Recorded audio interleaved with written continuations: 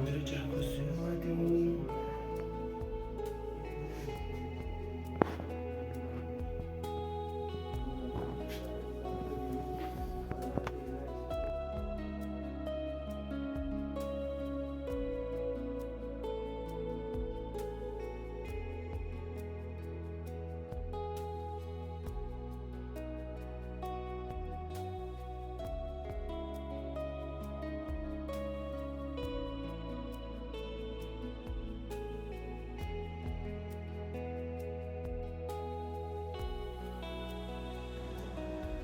سرویس کامل دستگاه تقریبا انجام شده.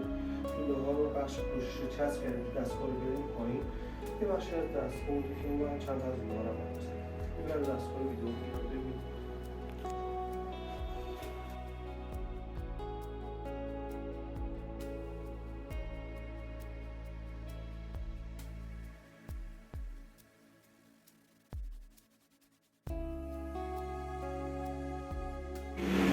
سلام دستگاه نشستیم.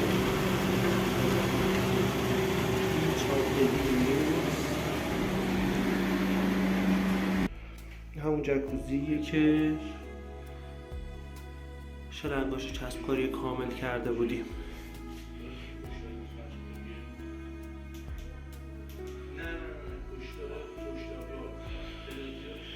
تقدیم مشتری عزیزمون شیرالات سرویس شد، شلنگای تحت فشار جکوزی چسب شد و کارشون به طور کامل انجام شد.